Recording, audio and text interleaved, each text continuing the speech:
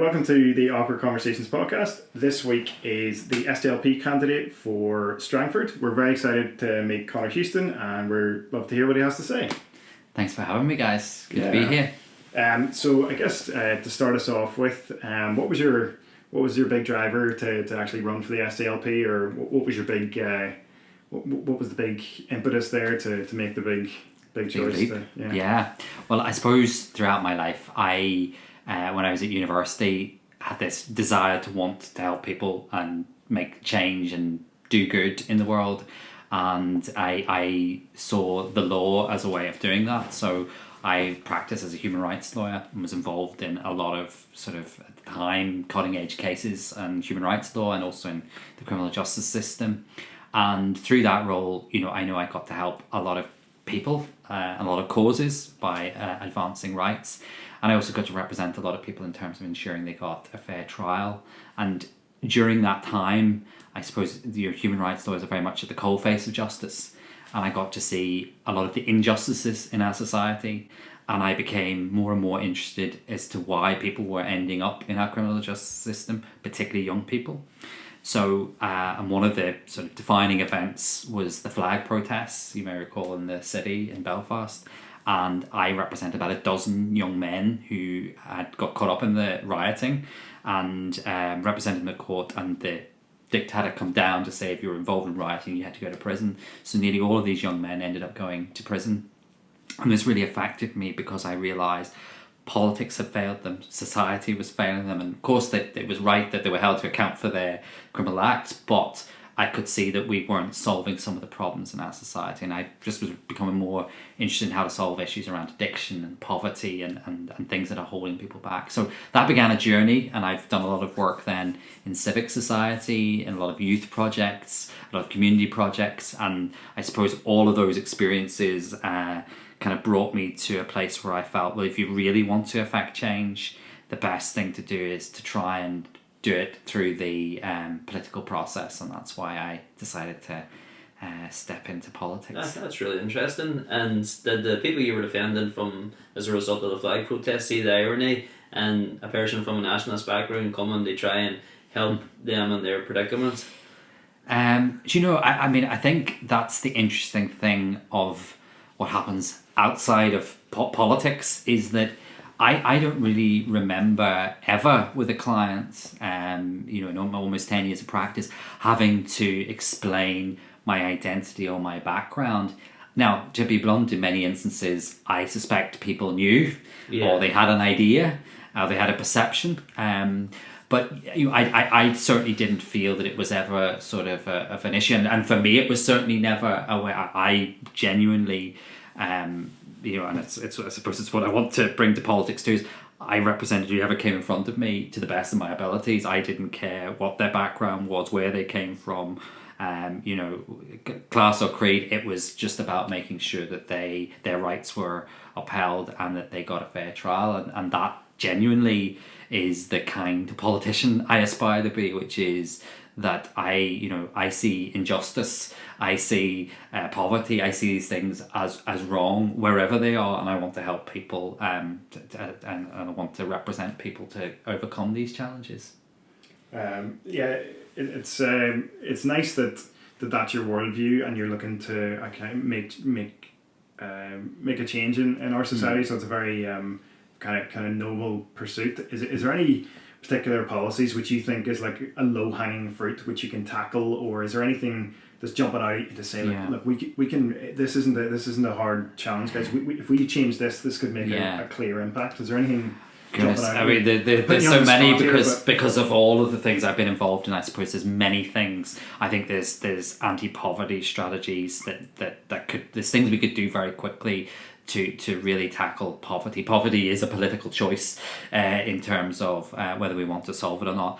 I'm very committed to the Reconciliation Project. I don't think we're doing nearly enough to put at the forefront in our day-to-day politics, thinking and policy development, is this advancing the cause of reconciliation?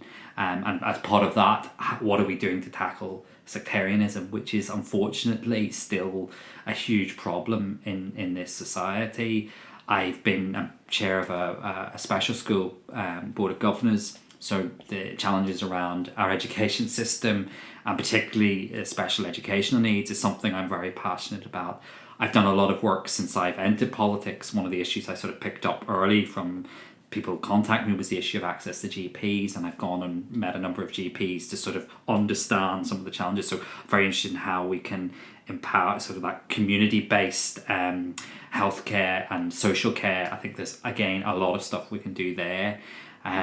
So I'm brimming, and then opportunities for young people. How do we create opportunities for young people? That's I suppose cuts across nearly everything I've done.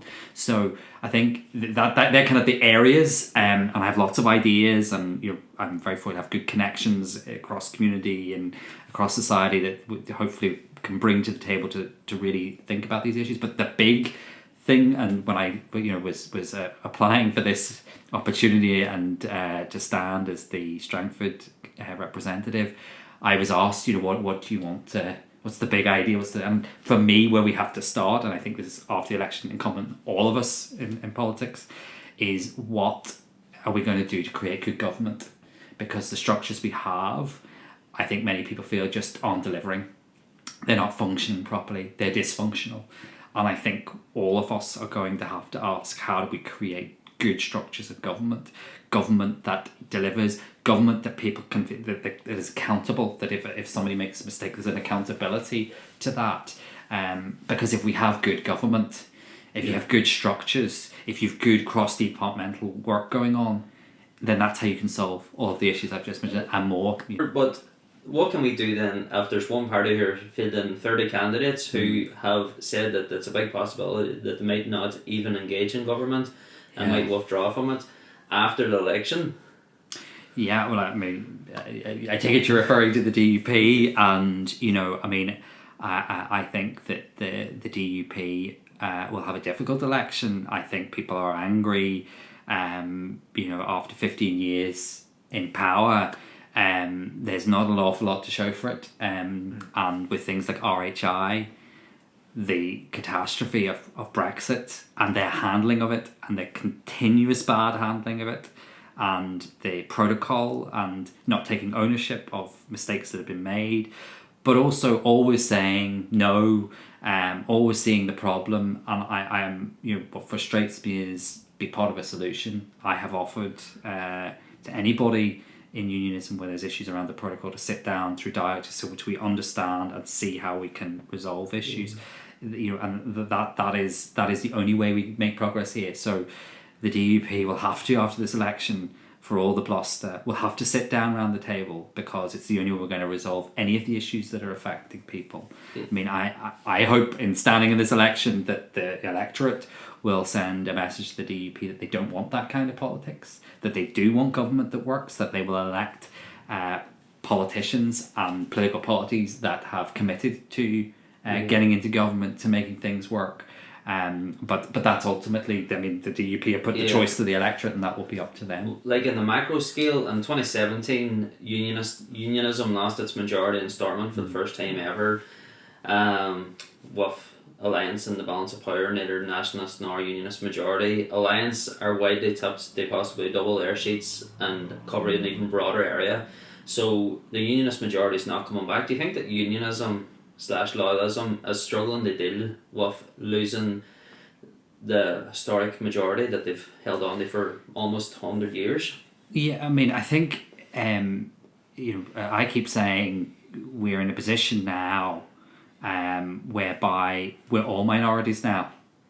There is no majority community, and in fact, as you just outlined, it looks as if what you're going to have in this decade is kind of probably sort of 40-something% nationalist Republican, about 40% unionist, and then other unaligned sort of people that maybe don't want to be defined by the constitutional issue. So you have this kind of position that couldn't have been envisaged even at the time of the agreement, that suddenly there's no majority community. Now, for me, I see that as an opportunity, because I see that means that the only way we can ever progress, getting things done and making this place work and improving the lives of everybody that lives here, is going to be through cooperation and working together, sort of true power sharing, as it were. So in one sense, I actually see this as potentially an opportunity. I think that I also think that it's very important.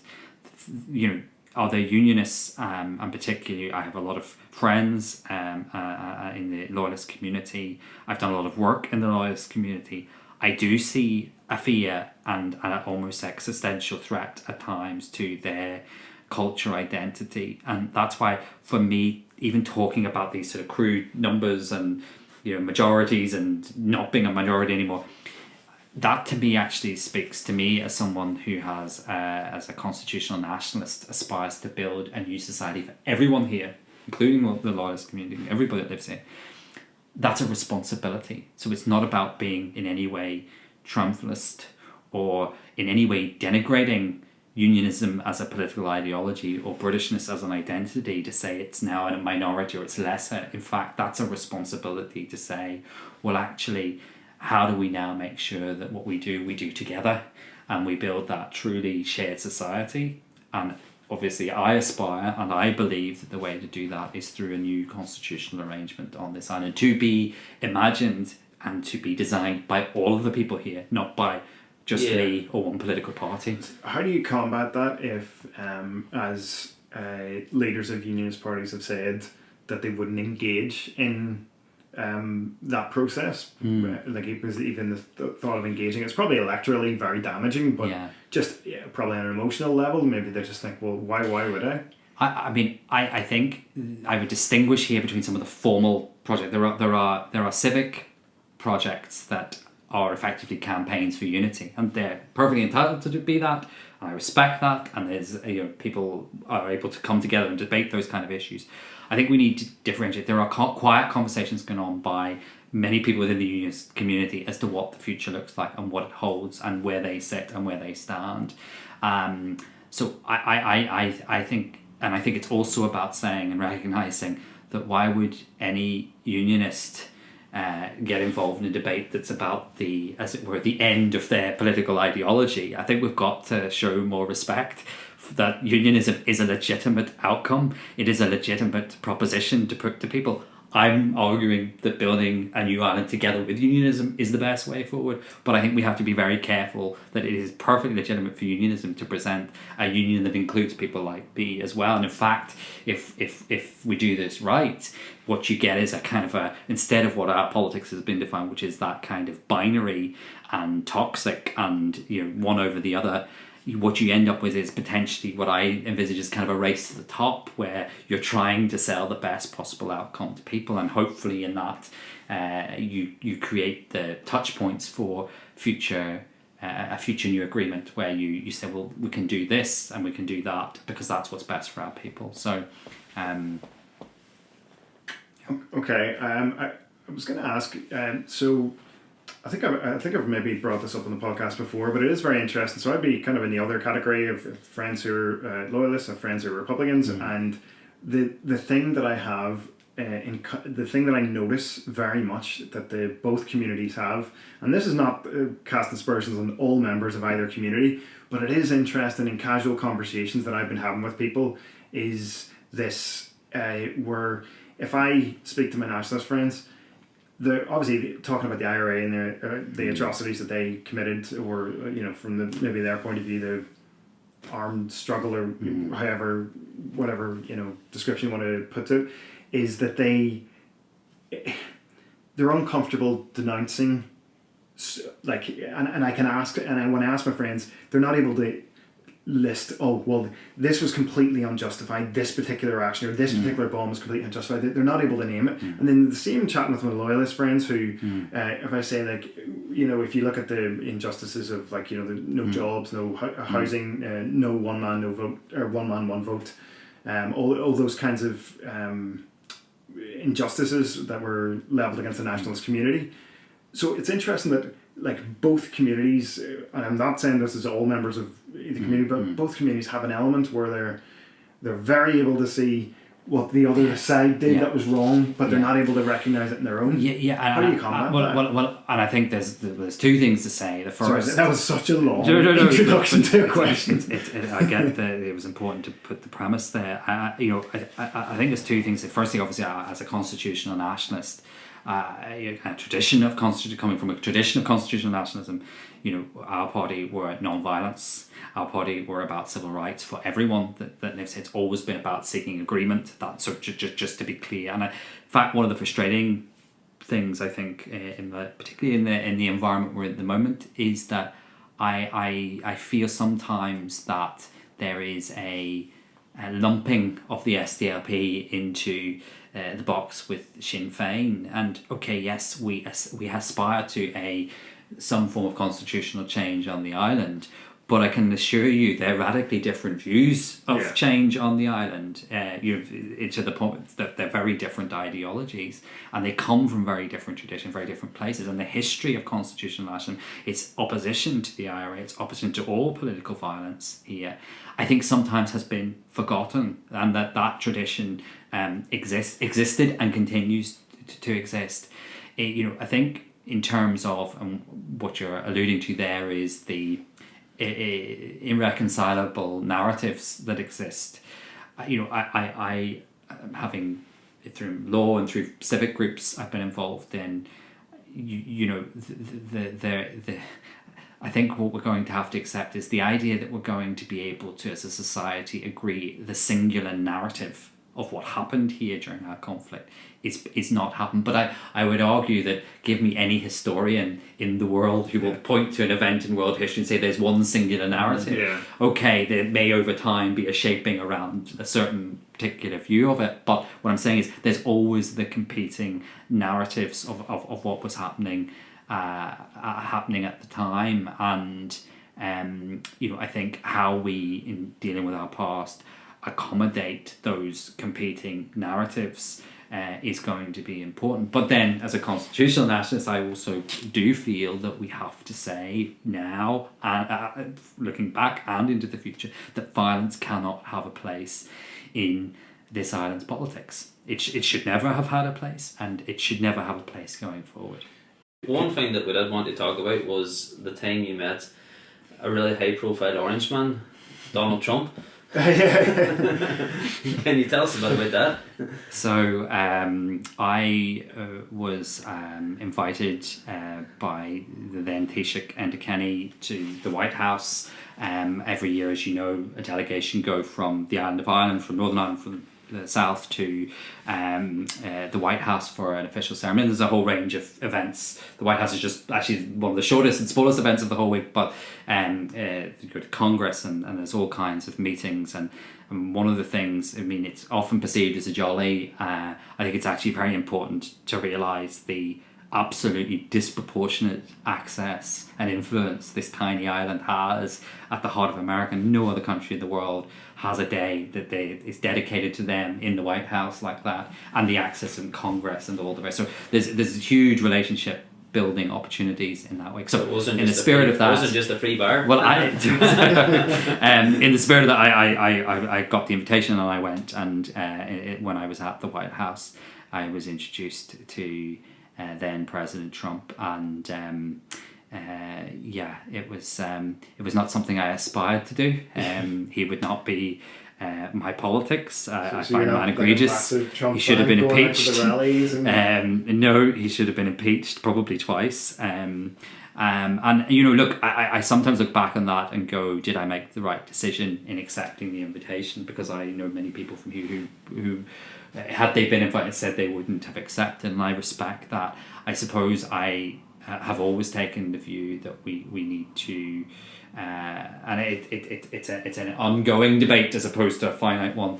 You need to respect offices such as presidencies, such as even down to lowly MLAs. We need to respect the office that politicians hold, and you also need to, as that trip demonstrated to me, Trump is not America. There's a lot of good other people that were behind in Congress and trying to help this island, and you're building those relationships and you're keeping those things. So I think sometimes the optics of you went and met Trump can be, it's not one of my priorities.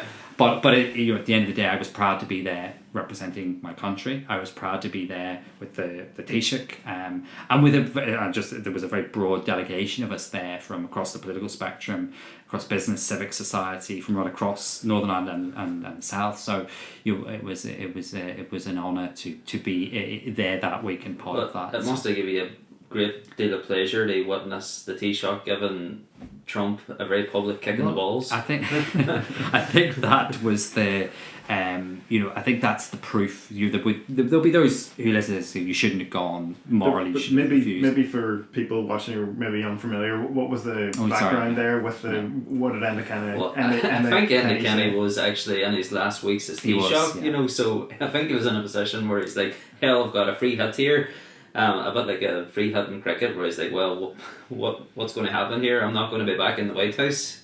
What exactly did he say? I think basically the overall theme of his speech was that St. Patrick was an immigrant, and if you remember when Trump came in, he had been very controversial in terms of some of the immediate executive orders he made, really banning Muslim countries into the United States. Mexican immigrants being rapists. Exactly. So basically, Enda Kenny sort of talked about St. Patrick as an immigrant, which was, everybody knew exactly what he was saying and what the purpose of it was. And I think that would, I was proud of that speech. I was proud he, and I stood up, as it were, to oppose Trump. There at the time. But I think that demonstrates what I'm trying to say. Yes, there'll be those who say you shouldn't have gone, and I accept that there's a debate to be had about whether you should accept invitations to these kinds of things. But genuinely, I think that demonstrates to me that you can also use those opportunities to confront people like Trump, and also, as I say, not to focus the whole thing about that. It was nothing to do. He was just one part of it. For me, it's about, and continues to be about, I'm very passionate about the US-Irish relationship. It continues to be about a very deep bond between the peoples of the United States and this island, and America has a special role to play, culturally, socially, family ties, friends, business, trade, and dare I say, on the constitutional issue as well. Can I? It's interesting. You mentioned earlier on about engaging with people you don't agree with, and this would kind of tie in with that, like engaging with people you don't agree with. I always remember, and it was the only time I ever kind of not sided with Trump, but it was. So when he met Kim Jong-un, he got a lot of flack for it, and they said, why didn't you nail him on his human rights abuses, and why didn't you do this, and why didn't you do that? It's like, he's trying to get his foot in the door to have a conversation with the guy. If he walks in and tells him, you're a piece of shit because you've done all these things, do you think the guy's going to listen? And I always felt like, and it was the same when he met Xi Jinping, I think I'm saying that right, the Chinese president, and it was like, why didn't you say about human rights abuses and blah, blah, blah. And it's like, he's negotiating a trade agreement. Like, it is a different thing. Like, and I think it is an awkward thing to kind of, it's a debate of do you put your money where your mouth is and all the rest of it. But I think it would be wrong to say this is why you agree and this is when you do. It is always going to be about the circumstances and the person and the context and all of these things. I have kind of made a lifetime reputation out of trying to find ways to engage with the people that I might disagree with. Well, I think that's what David's question was. Is there something you can learn from Trump's diplomacy? Well, I'm not sure. I'm not sure I would say that. I wouldn't know. But I do think, and I say, funny, any opportunity I have to speak, in terms of young people, I always say that for me, one of the biggest challenges facing our world right now, and particularly with the advent of this, where people are in these silos on social media, where for those listening, Conor held up his phone. The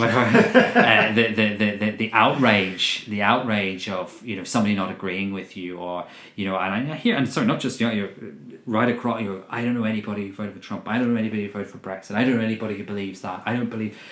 That is actually really, really, really unhealthy. Yeah. And actually, a good, healthy society should celebrate difference, that it's perfectly okay for somebody to not agree with you. Look, I'm proud to have friends in the context of Northern Ireland from right across the political spectrum. I have friends who are proud Republicans. I have friends who are proud loyalists. Those wells of experience and difference and their cultural and the way they view the world. And it's a bit like, I'm a much more sort of a social democrat and more liberal view of the world. I actually spent this morning with people who would have a much more conservative viewpoint of the world from a very religious point of view.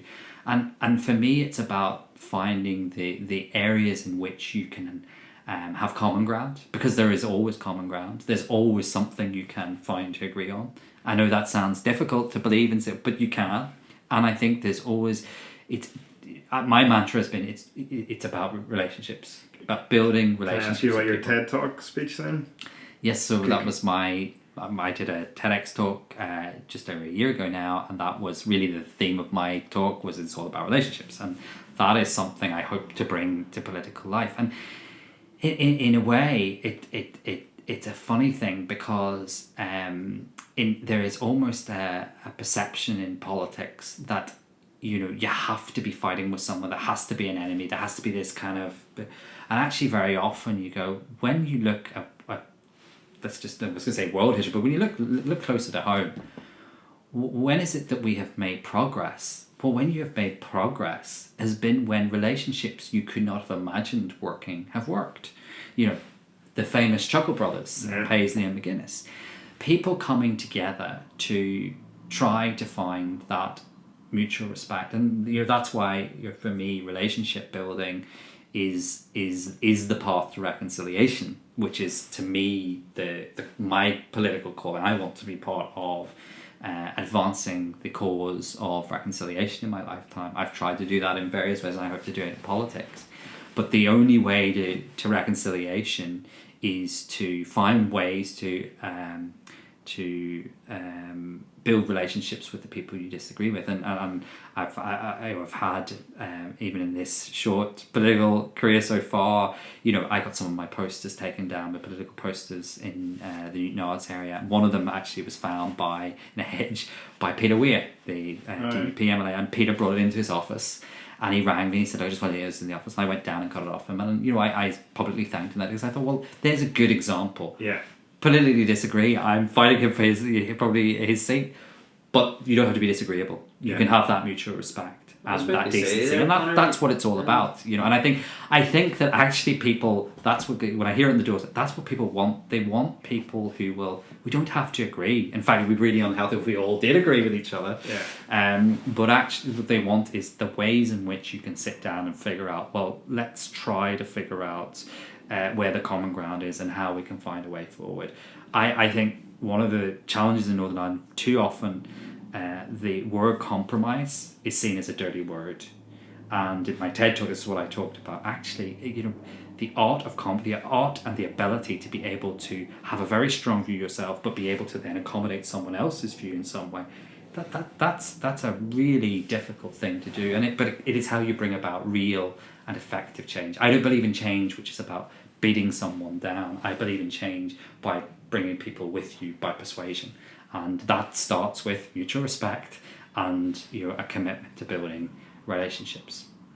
Well, you've been given a tough gig out in Strangford, getting that tough seat. It's a beautiful place to be. So, and actually, it's been genuinely a privilege to run there. I've enjoyed without being cliche, every day. You get to, firstly, it's such a stunning part of the world, from Port of Ferry Peninsula and right round to beautiful place like Killyleagh. I'm spoilt. The place everywhere I go is particularly beautiful, and the little market towns like Saintfield and Balnahinch. So, in terms of the challenge, my party has never won a seat there. We have come painfully close, 230 votes. There's not 10,000 SDLP votes out there, so you've been given the task of finding that extra few hundred. We do have a loyal and a core vote, and I hope that they will honour me by continuing to support my party and me in this election. And I suppose the appeal is to others that I'm a new candidate. I hope talking today, you can see I have a lot of ideas, I have a lot of things I want to bring to politics, to cut across. My identity in my politics is much more about being a social democrat, rather than wanting to hoist the tricolour somewhere in my constituency in the next 5 years. That means doesn't mean anything to me. It's about actually helping everybody in the place I live and places which is now my home to improve their lives. That's what politics has to be about. So, I'm working hard. I'm seeing support coming each day from places I never expected it. I've had people in areas that would be perceived to be very strong unionist communities saying, look, they're going to give me support because they like the fact that they like what I'm saying. They like the fact when you can, that they like the experience I've had that I can bring to politics, and that's why I'm trying to meet. And I've been out, almost every day now for 6 months at something, trying to meet people, get in front of people, and have those conversations. So, and I'm really determined. And I hope on election day, firstly, I hope we get enough votes to get elected, but I truly believe that there will be, based on what I'm hearing on the ground, there will be support from right across the constituency, which I think is very important too. I'm sure it's a very exciting journey for you at the minute. I'm sure you're exhausted and excited and hopeful and all the rest of it. So no, it is very exciting. Just to jump away for a second and jump back to what Kieran said, because I've been wanting to say it ever since you brought up that last question, was when you brought up about how the UK's government spend 100 billion on Well, I think that's the estimate over the lifetime of Trident. It'll end up costing 100 billion. Do you not think now, with the Ukraine invasion, the war in Ukraine, that now more than ever having a nuclear deterrent is important? I would spin it back to you like this. What does Trident mean to people in the north of Ireland? Like, Ireland has remained since 1922 a neutral country. Mm-hmm. It stayed out of any major world conflicts. It can have a position, but militarily it can still be neutral. Well, it looks like it's going to pivot away from that. They're already talking about raising budgets. I think the whole issue of Ireland's neutrality has long needed to be properly aired and debated. Again, don't want to go down the rabbit hole. Second World War. I don't think Ireland's ever sufficiently dealt with its position in the Second World War, and particularly some of the acts that flowed infamously. De Valera going to pay his condolences at the German embassy after the death of Hitler. I mean, I find that, as an Irishman, egregious to this day. The issue of neutrality in terms of Ireland's role in the world, though, has served it well. And Ireland, whether it be the EU or the UN, and I've had the privilege of knowing a lot of people, particularly within the Department of Foreign Affairs, who are diplomats around the world, that respect Ireland has as kind of a trusted, neutral country in the world, a small country, a small nation amongst great nations, as it were. It has served Ireland well. I think what you're seeing in the Ukrainian conflict is that Ireland is being tested in terms of what the neutrality means. And I agree. I think the line seems to be at the moment that using military intervention in terms of either it's soldiers or some kind of military equipment would be a step too far, but there are many other things that you can do through diplomatic efforts, sanctions, humanitarian assistance, etc., that can be very effective in terms of taking on the Putin regime. And I think Ireland will have a very important role to play on the UN Security Council, which is obviously on at the moment, in terms of pushing for war crimes investigations and ensuring that the International Criminal Court is given sufficient support and capacity to be able to investigate what has happened. And I think don't underestimate the role Ireland will have to play in doing those things, both within the EU and at the UN. Do you think, all this talk of, Putin being a war criminal, but he's just not going to show up to the court, so where's the consequence for him? Well, of course, there is precedence of war criminals, and of course, as a lawyer, there is a due process. Even in international law, we have to go through, and rightly so. But for Putin and the generals around him, they should be under no illusions that international law applies, that the International Criminal Court and its investigator and the prosecutor are watching, and as I understand, you can still be found guilty in absentia. You can be found guilty in absentia, which is that. But I had when I was a human rights student in the Irish Centre of Human Rights in Galway doing my masters, we went to The Hague and the Milosevic trial was on, and if I with my own eyes saw someone who thought that they were They were, you know, a savage, Untouchable. untouchable, brutal dictator who, you know, committed war crimes, and there they were sitting in the dock being held accountable. So I know it may seem inconceivable now, but I think the precedent is there, that there have been people brought before the International Criminal Court to be held to account, and I hope that will be the case for this regime, because I want to be very clear, this is about Putin and the regime that he has around him, and them being held to account. Well, it's funny, you were mentioned about doing your masters in Galway. Your CV is bananas. Like, it is there's the longest CV. You're part of every organisation. Like, it's insane. Like, you need hobbies outside of it. My God. Well, I've been very lucky that, you know, since I was a kid, I've always, and this is the benefit of having great parents and great family, you know, I've never wanted for anything. I was very fortunate to grow up out where we were encouraged and supported whatever we wanted to do, to go to study to university. Where did you grow up, sorry? So I was born in Hollywood, County Down. Yeah. Spent my childhood in Surrey in the south of England, Mm-hmm. and then came back in sort of 96 as a teenager to get back to Hollywood. Went to school in Belfast, and I often joke I was like, obviously watching Derry Girls, I was like the original James, the wee English fella, Yes. coming back with So a is thick English accent. Damien. he came from London, aged 8. We should have a support and network. I think he got the English accent beaten out of him in about a week. Well, people still, I have to say, it's probably nearly the number one question I get asked is, where's your accent from? So 24 years later, I still have a bit of a funny accent, but you know, that of course goes into the politics and my outlook. I came at 14 not having a clue about anything to do with this place. In fact, I share, you know, I was so naive about politics here that I thought Sinn Féin was a place, like of which Gerry Adams was the president. That was the kind of, you know, extraordinary understanding or lack of understanding I had about this. But, you know, the privilege of that was I got to make my own mind up on a lot of things. But also, I suppose, coming at that age, I often look back, I was only 3 years later applying for university, and I often think it would have been very easy, and I did contemplate going back to England or maybe to Dublin, but I actually had fallen in love with this place and wanted to stay. And in many ways, that journey of this being home and the community, my family being here, and then all the opportunities I've had is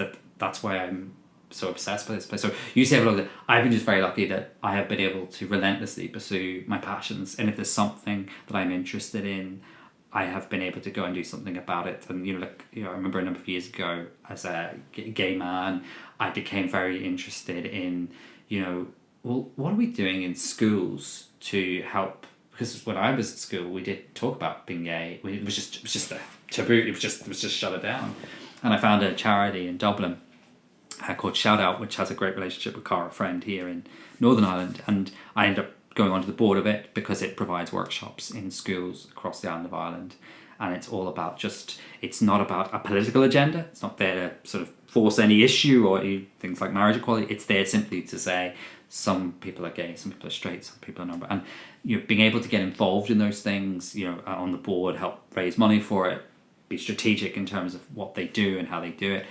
That's a privilege, because you know that you've made a difference. You've been able to solve something. So that was a passion. But and same with education. That's why I want to be on the board of governors and so on and so forth. So how to affect change and is what drives me. And yes, I suppose I'm always busy, but I don't feel.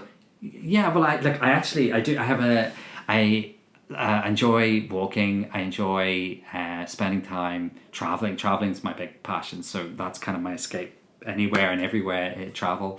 One of my sort of newer hobbies, which is kind of post lockdown, is sea swimming. So I try to go sea swimming every day. Although I have to be honest, I stopped doing it from November to March, because I just go in. I don't put a wetsuit on, so it just gets a little bit too cold in the wind. So I'm determined to get back into it, but election is kind of getting Well, I think making it slightly difficult. I think that the sea's a bit cleaner than some of the council leisure centres. So, I best not make any comment. I'm sure not the case in any of the leisure centres in Depends what Strangford council area you're in. constituency. So yeah. I was Strangford, I don't know. And of course, we have an outstanding lock. So there's a spot in Killyleagh I've been shown, which it's going to be my first sea swim of the year when they went into the lock.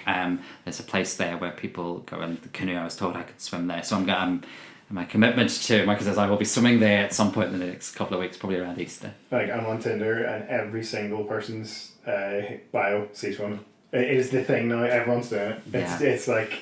And it's really what's really interesting is I genuinely I was living on my own during lockdown, and which again is a whole interesting phenomenon. We've all gone through what it was like, and I think we'll probably it will be years before we all realise what this time has done to us. I was fortunate that I was able to keep working, and that I was some people are still reeling from the effects of that. So I'm very mindful of saying that. But one of the things that and that's why mental health and the whole issue around well-being has to be, because we're facing in my view to a mental health pandemic as a result of what we've come through. But sorry, to go back to the season, one of the things that I just my mind would wander in the evenings, and if you remember, the weather was actually quite nice at that first lockdown. And I remember in the evenings feeling this, and I would just crave to get into the sea. And I said, look, I'm not a big swimmer, and we was up in Donegal, might have gone in during the summer. But it was amazing how my mind, so when the restrictions eased, it was nearly like, I'm going to go and swim in the sea, and I did. But what is interesting is that, yes, so many other people did, but I kind of feel, yes, and of course there's lots of things that probably come a little bit faddy and being seen to get your selfie in your dry rub. I don't have a dry rub, just to be clear. But but there was also, I think, with other people I know who've done it, there seems to have almost been in that space and in that silence, that calling. And I think one of the big things as well that I've definitely been proud of post-life, I've seen more of this part of the world than I have. I've climbed more mountains in the last year or so than I've climbed the rest of my life put together. I think it just gave you such an appreciation for where you live. And in fact, one of the reasons I wanted to move out, I was living in Belfast during the pandemic, I wanted to move out of Belfast was that, and that's why I moved now to the Cumbria, is I wanted to be out more in the countryside, and that ability to be able to see water. I can, I'm very lucky. Upstairs I can see Strangford Lock from my study. So these things were all because of that. You had the time. Well, Damien watched The Last Dance during lockdown and came out thinking it was Michael Jordan. We all watch. I often wonder with a lot of these things we watch during lockdown. Like the phenomenon of like normal people and these things. Yeah. I often think, would you have the same? Would you watch them now? Firstly, in the first place, and would you have had the same? Would you have the same reaction? There was something about watching. I don't want to turn this into sort of an analysis of my inner thing, but something like Normal People that I think had I remember getting very emotional watching it and thinking back to, people started wearing in shorts casually around Belfast, not exactly going out shopping. Yeah. Well, it's funny you should say that, because the amount of people, I haven't actually seen it myself, but the amount of people who've seen Normal People, and it blew, it really had a massive impact on people. I think particularly our generation as well. I think there was just something about, again, just the circle we were in. I think it put us all back to that university time or that college time where you're struggling with your identity and your feelings and emotions and love and your first relationships. And I think in that time it brought us all back to that place. And you were saying about obviously being a gay man, and you came to Northern Ireland when you were 14. Like Northern Ireland is, for a while anyway, I think we're a lot better now. It was an astoundingly homophobic place. What was that like? Yeah, I mean, I think I came out when I was 17, which was still actually for not to like sound old, because I still think I'm young, but it was the early 2000s. That was still a young age to come out. It was the year 2000 actually, and but yes, it was it wasn't tolerant. It was you keep quiet about this. I remember, when I was starting out in practice, a lot of lawyers said, just be very careful, don't tell people, don't do any. So there was kind of this, that was quite an oppressive. But of course, when you're living it, you don't really see it that way necessarily. Yeah. And I was very supported by family and friends, and I had a good career. So I was, I don't want to make it sound like, but that was a thing, and it wasn't. When I look now at the experience for particularly younger men and women, who are coming, it's a very different world that they're inhabiting, and thank goodness for it. To think back, I remember one sort of time when you had that horrible intervention by the then MP Irish Robinson around comparing homosexuality to paedophilia, and at the same time, around the same time roughly, you had Pope Benedict, the then Pope, talking about homosexuality being an intrinsic moral evil. And I do remember, I was in my early 20s at that time, and I do remember becoming quite depressed and quite, must have been a relief, but they see that Harris didn't read the full well, portion of the Bible. I mean, I think best to say nothing there. She was definitely selective in her quotations from. I think best to be compassionate there, but I think all we can say is thank goodness times have changed and are changing and will continue to change, and I think for me, the marriage equality referendum in the South was one of those moments that you realise this island is changing, society is changing, and of course we subsequently reformed our law and had civil marriage equality, and that was a very profound moment for me, and it was a very it was a line in the sand where I felt that the message that sends to young people, I particularly think of young people in this, is whatever you are, this society will love you and cherish it. That's the message. It's I always tell the story to illustrate this to people, that the brilliant Oliver Jeffers, who I'm obsessed with, never mind my little nephews, and I bought them his books. And I don't know if you've ever read an Oliver Jeffers books, but there's The World Around Us, I think is the book title. It's just a stunning book, and it's explaining the world to a child. Here's the world, here's the solar system, this is the land, this is the sea, and it's just a really charming book. But there's this brilliant pen. My young nephews just love flicking through it, and there's this one page where it's all people, different people from around the world, maybe in different dress, traditional dress. There's all people with walking sticks. It's all just different people. And one of my nephews, Ollie, loves going through and describing what he can see. And there was two observations that every time he did it. Firstly, he never once mentioned the skin colour. So in his descriptions of each of the people and what they were wearing and what he thought of them, he never once mentioned the skin. So I thought that was really interesting, because it would nearly be, I think as an adult, the first descriptor you would use, that person's African, that person's black, or whatever. Yeah. But the second thing was, as he was going through, he pointed and he went, there's two ladies getting married, and then moved on to the next one. And I went, wow, he is, because that was two women in a wedding dress, he didn't stop and go, what's going on here? Why are these two women getting married? Or can women get, he just took that as that's just what it is.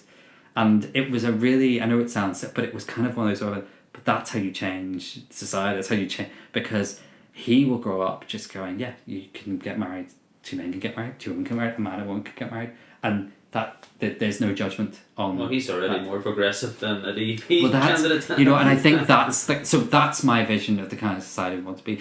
That may be seen as, of course, it's a liberally, but I think for me, it's about saying some people are. I hope we're moving to a society whereby, we are now beyond the idea that being gay or lesbian or bisexual is wrong. Or is other or less yes. than, or... we still work to do. I'm not trying to say that everything's rosy, but I think the majority of society now accepts that it's not a problem to be fixed, it's something to be celebrated. And, you know, to quote, I always thought Leo Varadkar put it really well when he said, the amazing thing about Northern Ireland is, for all the challenges and everything still needs to be done, that the biggest parade in Northern Ireland is no longer green or orange, it's rainbow coloured. And I think that to me is something, again, and we are hard on ourselves here, and I'm not saying we don't have a lot to do, and there's not still a lot of issues that we have to work through, particularly in sort of the rights agenda, but you know, you do have to remember we you know, the Pride Parade was something you pretended that you were in shopping on a Saturday 15 years ago. Oh, what a coincidence. I'm just looking, I'm not really taking part in it, but I'm just looking at it to see then, you know, my whole family, having my nephews up on my shoulders, you know, my parents watching, you know, all these companies and all these the trade unions, and I mean, I can think of no other event that brings such a diverse range, and all the, you know, all, bar the DP, all the political parties together as well. You know, it is an extraordinary thing. So, and that gives me hope. That's the hope. That's what I want to stand for. That's what I represent, because I believe the majority of people are in that place. Yeah, Conor, thank you so much for giving us your time. We really appreciate it. Thank you for chatting thank with you. me. Yeah, thank seriously, you so much. honestly, thank you very much. Really enjoyed Genuinely. it, guys. Thank you. Yeah, so very interesting to hear what you had to say, and yeah, we look forward to seeing how you get on in the election. We'll be crossing our fingers for you. And Vote Houston, #1, #Strangford.